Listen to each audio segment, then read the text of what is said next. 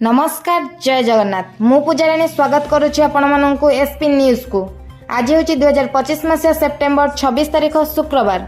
आसंतु नजर पकाइबा आज संध्यार गुरुत्वपूर्ण खबर उपरे। आगामी 24 घंटा मध्य राज्यर केतेक स्थान में भीषण रु अत्यधिक भीषण वर्षा और झड़ किंबा वज्रपात और पवन नहीं चेतावनी जारी करिछि पाणीपाग विभाग। 27 तारीख में केतेक स्थान में भीषण वर्षा झड़ किंबा वज्रपात और पवन नहीं चेतावनी जारी होइछि। 28 तारीख में केतेक स्थान में झड़ किंबा वज्रपात और पवन चेतावनी रही। परवर्ती 3 दिन पई कौनसी चेतावनी नहीं। 2 तारीख में भीषण वर्षा नहीं 3 जिला को चेतावनी रही। आसंता 24 घंटा मध्य भीषण रु अत्यधिक भीषण वर्षा झड़ किंबा वज्रपात और पवन नहीं 3 जिला को कलाहांडी कोरापुट मालकानगिरी को रेड वार्निंग जारी होइछि।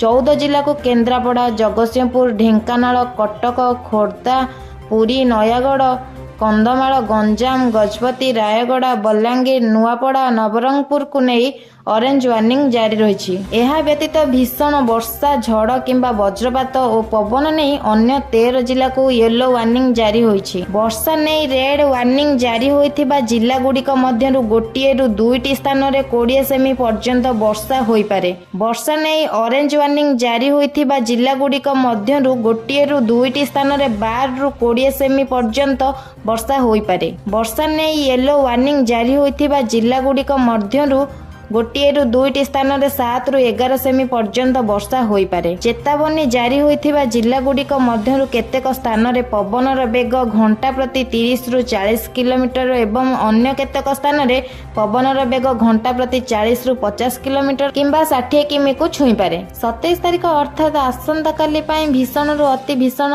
वर्षा झड़ किंबा वज्रपात और पवन नहीं नवरंगपुर जिला को ऑरेंज वार्निंग जारी होइथिबा बेले भीषण वर्षा झड़ किंबा वज्रपात और पवन नहीं 7 जिला गंजाम गजपति रायगड़ा कलाहांडी नुआपड़ा कोरापुट मालकानगिरी को येलो वार्निंग जारी होइछि। यह व्यतीत झड़ किंबा वज्रपात और पवन नहीं अन्य 22 जिला को येलो वार्निंग जारी होइछि। 28 तारीख में झड़ किंबा वज्रपात और पवन नहीं 13 जिला को येलो वार्निंग जारी होइछि। सेप्टेम्बर 29 तारीख 30 तारीख और अक्टोबर 1 तारीख पई कौनसी चेतावनी नहीं। अक्टोबर 2 तारीख में भीषण वर्षा नहीं 3 जिला मयूरभंज बालेश्वर भद्रक को येलो वार्निंग जारी होइछि। भुवनेश्वर पाणीपाग विज्ञान केन्द्र पक्षरु शुक्रवार जारी होइतिबा ट्वीट रु एही सूचना मिलिछि। एहा थिला आजिर संपूर्ण वर्षा। एही भली अधिक न्यूज देखिबा पई हमर चैनल एसपी न्यूज सब्सक्राइब करि रखंतु। प्रत्येक दिन सकाळे एवं संध्या रे आपण दिन जाकर अपडेट एही चैनल ले पाई परिबे। नमस्कार जय जगन्नाथ।